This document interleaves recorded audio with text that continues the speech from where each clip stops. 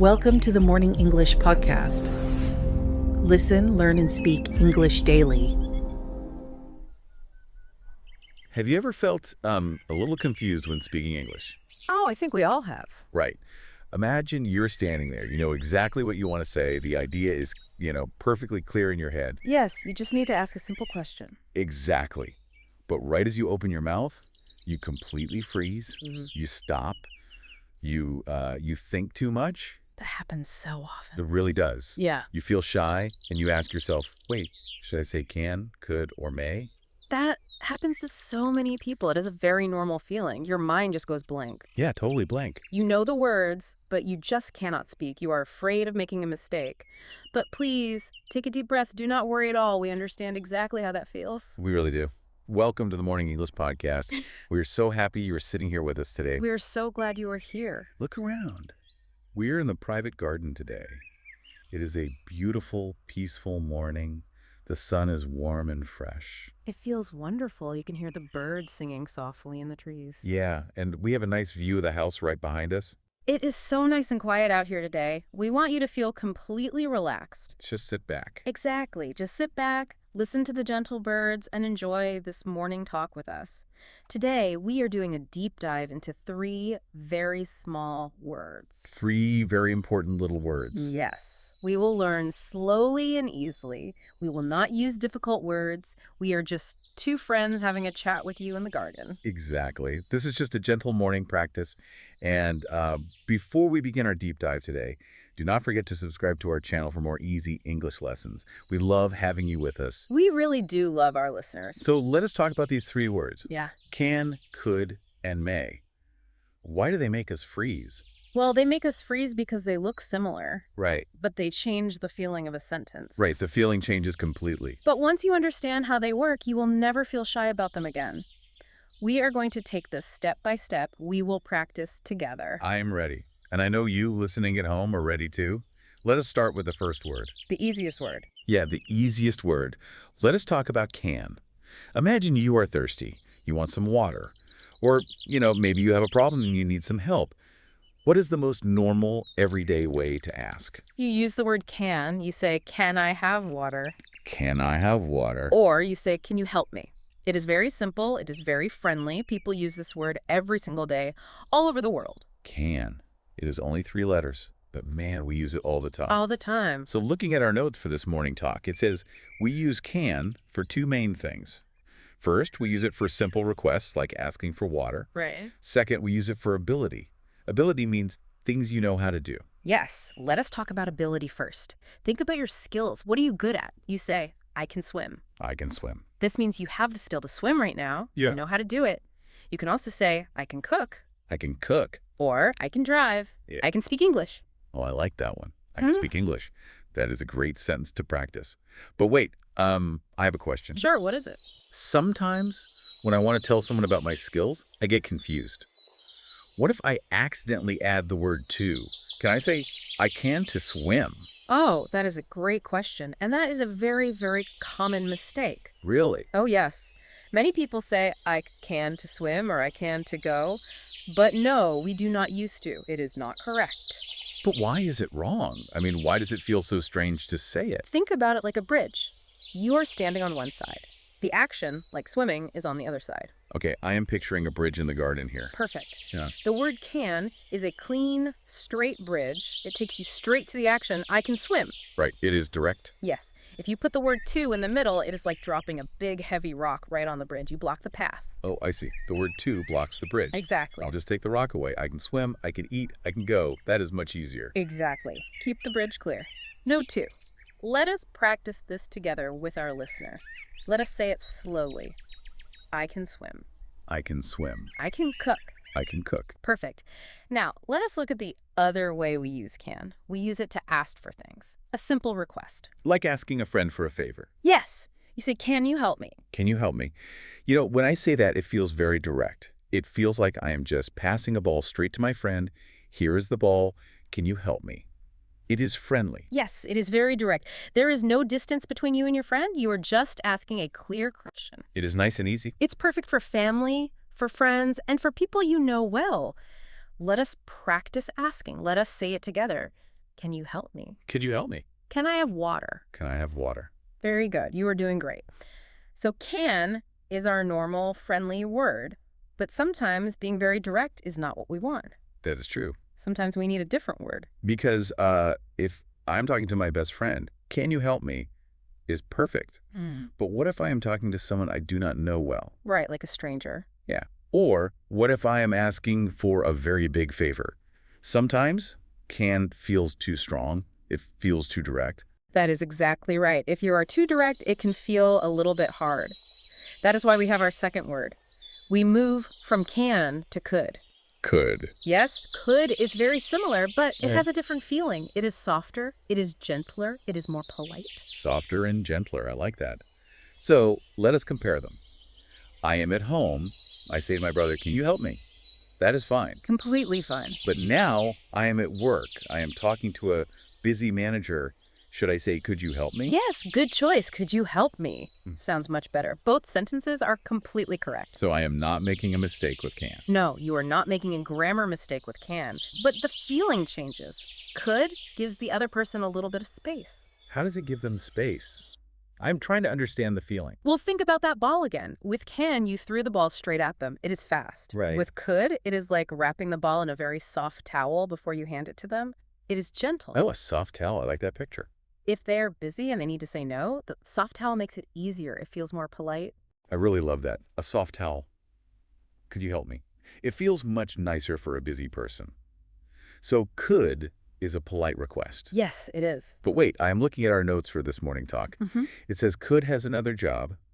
It is also used for past ability. What does that mean? Past ability means things you knew how to do a long time ago. Think about when you were a small child. Okay, a long time ago. Maybe you had a skill then, but things are different now. You can say, I could run fast when I was a child. Well, I understand. So I say, I could swim when I was 5. It means I had the skill in the past. Yes. You use can for today. I can swim today. You use could for the past. I could swim before. Okay, let me test myself. I want to say that in the past, I knew how to play the piano. Do I say I could to play the piano? Ah, stop right there. Remember the bridge? Oh, the rock on the bridge. I put the word to in the middle again. Exactly. Even when we talk about the past, we keep the bridge clear. No rocks, no to. You just say, I could play the piano. I could play the piano. Okay. That feels much smoother. It does, right? Yes. Let us practice these gentle words together. First, the polite request. Say it with us. Could you help me? Could you help me? Now, the past ability.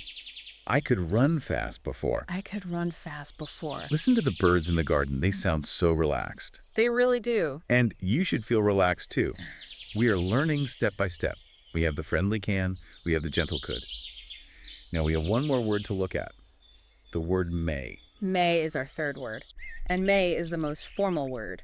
We use may for permission. It shows a very high level of respect. Permission. That means I am asking if it is okay to do something.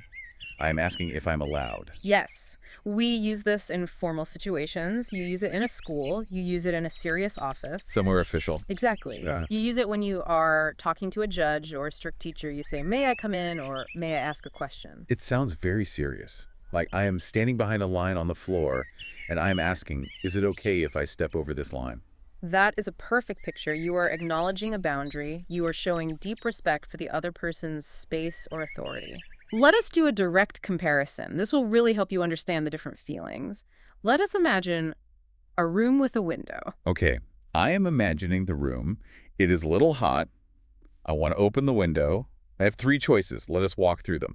First, I use our simple friendly word. I say, can I open the window? That is simple and normal. You use that at home with your family. Next, I want to be softer. I wrap the ball in a soft towel. I say, could I open the window? That is more polite. Who use that if you were visiting a friend's house and you want to be nice? Finally, I want to show high respect.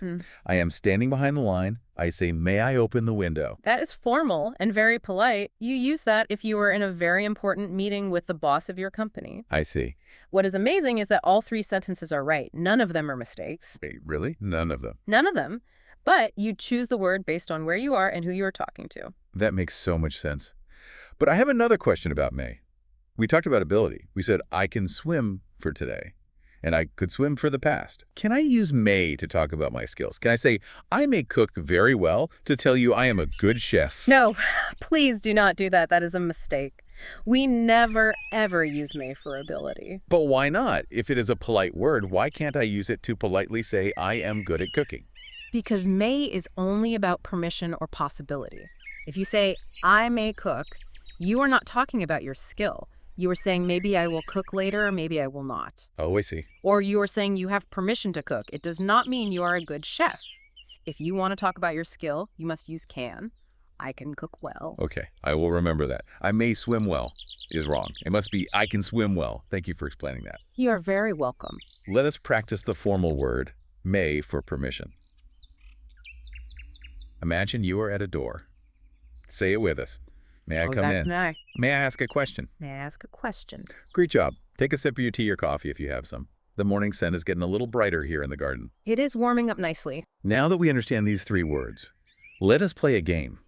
Let us do a real-life simulation. I love this idea. We will guide you through a step-by-step story. We will see how real life changes the words we choose. We will go through a normal morning. Let us start at the beginning. Stage 1. You wake up in the morning, you stretch, you feel a little thirsty, you walk into your kitchen. The sun is shining through your kitchen window. You see your good friend standing there pouring some juice. You want some water. What do you say to your friend? Well, remember, this is your home. This is your good friend. You do not need to be formal. You want to be simple and friendly. So you use can. You say, can you give me some water? Can you give me some water? Yeah. Your friend smiles. They hand you a glass of cold water. Right. It feels good. The interaction is easy and successful. Now let us move to stage 2. You finish your water, you get dressed, you go to school, but oh no, there was a lot of traffic. You are late. Oh man, I hate being late. My heart is beating fast. You walk fast down the hall, you arrive at your classroom door, the door is open, the strict teacher is already inside. Uh-oh. The teacher is talking to the class. You are standing outside the door. You need permission to enter. What do you say? Well, I am not going to use can. Can is too direct for a strict teacher when I am late. I need to show high respect. I'm standing behind that line on the floor. I must ask for permission. So I say, may I come in? Yes. May I come in? It is polite. It is formal. The teacher looks at you, nods, and says, yes, you may. Please sit down. The interaction is successful. Now, stage 3. I walk to my desk. I sit down quietly. I open my book. The teacher gives the class a difficult math problem. I look at the paper. I'm so confused. I need help. You look at the student sitting next to you. It is a classmate. You know them a little bit, but they are not your best friend. Right, just a classmate. They are busy doing their own math problem. You want to ask for a favor, but you want to be nice about it. What do you say? I am not asking for permission, so I do not use may. I want to ask for their ability to help. I could say, can you help me? But they are busy. I want to wrap the ball in a soft towel. I want to be gentle, so I say, could you help me? Exactly. Could you help me? The classmate hears the gentle tone. They smile and say, sure, let us look at it together. That is how real life works. The situation changes the words. We went from the kitchen to the classroom door to the desk. We went from can to may to could. It is just like wearing different clothes for different weather. That is a beautiful way to think about it. You change your words to fit the weather of the room. You are doing so well. But we must talk about one more situation. Sometimes things get a little awkward. Yes, that happens sometimes. Sometimes we make a small mistake. Yes, let us talk about a problem scenario. I know many learners feel nervous when they go shopping. Shopping can be stressful. Imagine you are at a bakery. You are looking at all the delicious cakes. You point at a chocolate cake behind the glass. You look at the shopkeeper and you say, can I get this? Now, if you say, can I get this? The shopkeeper will understand you. They will give you the cake. You will get your chocolate cake. But does it sound nice? It is okay, but it is not very polite. It sounds a little bit too fast, a little bit too direct for a shop. So how do we fix it? If I am in the bakery and I just said, can I get this? How do I improve it next time? You add a gentle word and you add a magic word. You change can to could, and you add please. You say, could I get this, please? Could I get this, please? Oh, that sounds so much better. It sounds warm. It sounds polite. It is the perfect sentence for buying something. What about may? Could you say, may I get this? I could, but wait, is that too formal? I am just buying a cake. I am not talking to a judge. You are right. May I get this? Yeah. Is a little too formal for a simple bakery. Sounds a bit strange. So the best choice in daily life when you are shopping or ordering food is often could. Could is such a safe, comfortable word. But now we must talk about a very big mistake. A mistake that makes conversations very awkward. Oh, this is important. Sometimes learners want to be extremely polite when they ask for a favor. So they walk up to someone and they say, "May you help me?" Or, "May you open the door?" Yes, we hear this a lot. The learner's trying so hard to be respectful. They know may is a polite word. But we need to explain this calmly. This is not correct. We never use "may you" to ask for a favor. But wait, I want to understand why. If may is polite, why is may you help me wrong? It sounds polite. It sounds polite, but let us think about the logic. Let us think about the meaning of the word. What does "may" ask for? It asks for permission. It asks, is it allowed? Exactly. When you say, "May I come in?" you are asking, do I have permission to come in? So if you say, "May you help me?" what are you really asking? Oh, I'm asking, do you have permission to help me? That makes no sense. I'm not asking if their boss gave them permission. I just want them to help me. Yes, you are asking them to do an action, but you are using a permission word. It breaks the logic of the sentence. It sounds very confusing to the person listening. I see. They might think, do I have permission? Yes, I'm an adult, I have permission, but what do you want? That is so clear now. I am asking for an action, not asking about their permission. So I must never say, may you help me. What is the polite fix? The fix is easy. Go back to our friendly word or our gentle word. Ask about their ability to do the action. Say, "Can you help me?" or "Could you help?" Could you help me is the best one. Do not say, may you open the door. Say, could you open the door? It is a small change, but it fixes the logic completely. And please, if you are listening to us in the garden right now and you suddenly realize you have been saying, "May you help me?" for years, take a deep breath. Do not feel bad. Never feel bad. You are learning step by step. You do not need to be perfect. If you forget, it is okay. You just smile and try again. You can even use the simple English we learned today. You can just look at the person and say, "Can I try again?" Yeah, and try again. That is a beautiful sentence. It is honest. It is friendly. Everyone will smile and say yes if you ask that. Because simple English is powerful. You do not need big, difficult words. You just need to practice the small words until they feel comfortable. The sun is shining. The birds are chirping. And we have learned so much this morning. We understand the friendly can, we understand the gentle could, and we understand the formal may. Let us do a quick review. We're just going to do some speaking practice. No rules. Just say the words with us clearly and naturally. Let us practice ability and simple requests. Say it out loud. I can do this. I can do this. Can you help me? Can you help me? Now let us practice polite requests and past ability. Could you help me? Could you help me? I could do this before. I could do this before. Now let us practice permission. May I come in? May I come in? May I ask a question? May I ask a question? You sound wonderful. Keep practicing those sentences. Say them when you are washing the dishes.